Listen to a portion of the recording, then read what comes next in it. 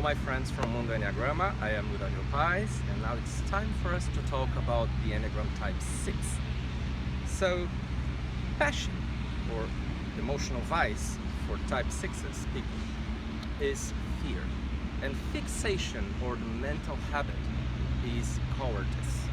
Let me try to explain you my view on these two very central concepts for us to understand who Type 6's are. So, fear, to start with, let me say that is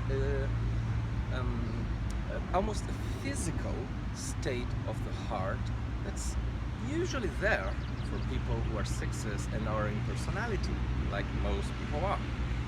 So it's an inner state of a trembling heart, in a way that there is fear already inside, independently of what's happening outside. And of course, with projection, we go outside to try to figure out what we are fearful of. However, in my view, one of the differences between fear that the other 8 types feel and the fear for 6s is that 6s have that kind of fear that goes everywhere and to everyone. So it's not concentrated in a specific issue. While for the other 8 types, it's fear of something. So one of the differentiators is to see if there is fear of pretty much everything or many things for 6s. Although it's a little tricky because many times fear is unconscious for many 6s, especially counterphobic 6s. But we'll talk about this some other time. So this constant inner place the heart is in, fear, also has to do with anxiety. Anxiety of not knowing what may happen, or anticipating things too much. Anticipation is the mental anticipation is actually something that all mental types do, 5s, 6s, and 7s. However, only 6s have this bias towards making the worst case scenarios and thinking of the worst possibilities. So this is how they tend to anticipate things, thinking of what can go wrong. We sometimes joke that for a 6, if something has not gone wrong, it's just a matter of time. But the fact is that fear is already inside it, and it's linked up with anxiety. Anxiety being this intolerance towards the unknown, and this need to anticipate everything and to know what is going to happen, as if this is what would bring me calm of the heart, peace of the heart. Now, what really takes 6s away from feeling peace in the heart is the disconnection with the body. So whenever the heart feels like being loose and not right in touch with the belly, right on the belly, then anxiety happens. So one important thing to know is that the belly is right below the heart center, the belly center or the body, and if we feel that in presence in my body, presence in my heart, and also presence in my head, if I feel that, I instantly calm down, because I feel like there is a cushion where my heart can just relax onto, you know. So the idea here is to be in touch with the body and be present, but the overall theme behind this is the understanding that there is something bigger than my heart or my feelings that is taking care of me. So it goes much beyond the body, of course, to the concepts of holy strength that we'll talk about some other time, which has to do with the knowing that we are essence and not personality. We are not our feelings, our thoughts, and our sensations. We are our soul and our spirit. So when 6s get back in touch with this, fear goes away. And the first step in this is to be back in touch with the body.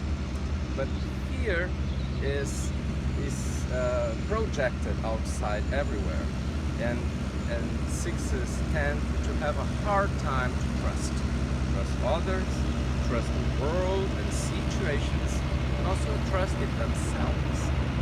So it's very common that other people think that sixes are great, are doing an excellent job, they are just fine, but sixes themselves don't see that, and they don't value themselves that much. It's not very easy for them to value themselves. And they need reaffirmation coming from the outside.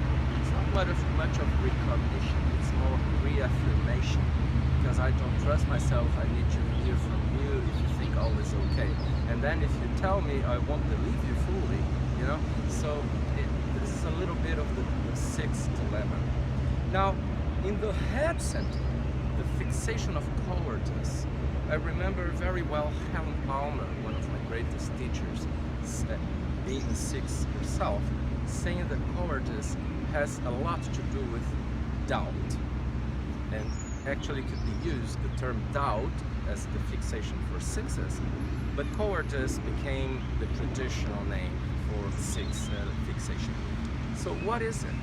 It's the mind that's habituated in this thinking pattern of the worst case scenarios, thinking of what can go wrong.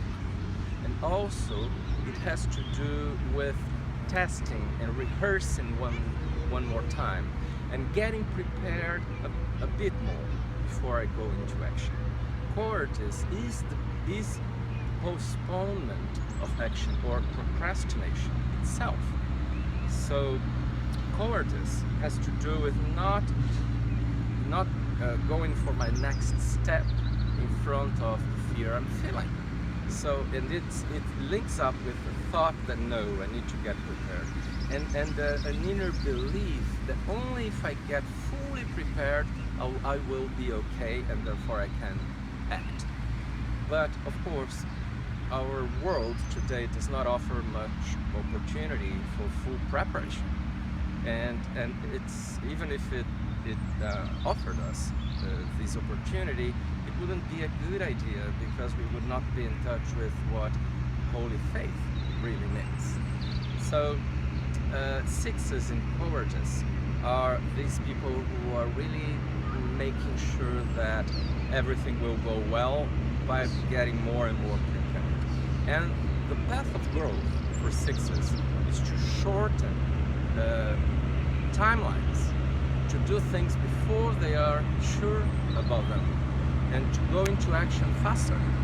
Also, to be more in touch with the body and practice relaxation, and especially relaxation of the heart, when the heart is protected. But from a protection within the person, more than from a projected protection outside the person. So I think you get what I say. Now, sixes also have this huge problem with authority sometimes, because they don't trust themselves as authorities, and they become the reluctant authorities, and then they try to find a strong enough authority out there. But if I don't find them, I either try to strengthen that authority figure, or I go against it.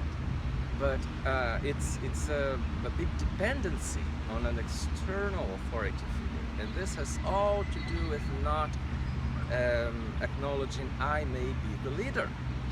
So I believe, as I see many life examples, that when sixes do the path, they become more of the leaders, and they are sort of predestinated to become leaders because they are sixes, if they do inner work. So a bigger mission for sixes usually includes becoming a leader.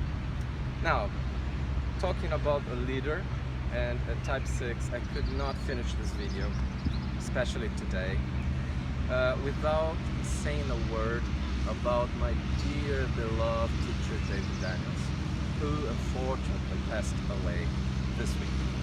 I really recording this video at the beginning of June 2017. So David Daniels was a major teacher I had, a major influence I've always had. I learned really how to facilitate panels in the Enneagram workshops and the ETPs that I did with David Daniels, because he was absolutely brilliant. And he could have been extremely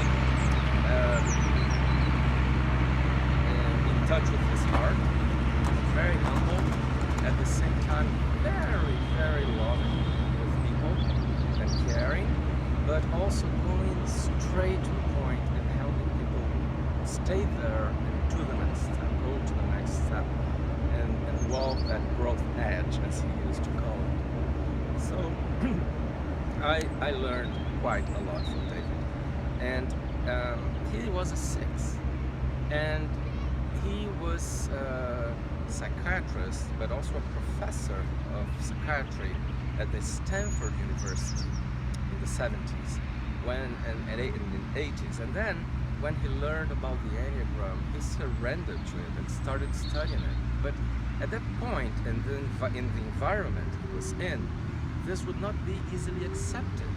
So what happened was that everybody went against him, and it was very hard for him, as it was for many of the Enneagram pioneers back in the 70s and 80s.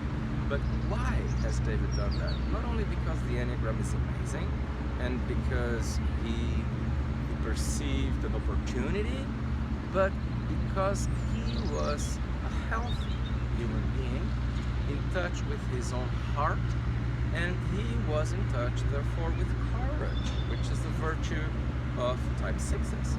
So courage moved him beyond any restrictions to do what other people were not doing. And by doing that, David influenced thousands of people over the world and produced a lot of healing. So David is actually one of my heroes, and I'd like to dedicate this video on type 6s for David, where he is right now, certainly in a very good place. And I hope that all of you keep honoring the memory of David as a type 6, knowing where you can get in your life, who you can become. Thank you.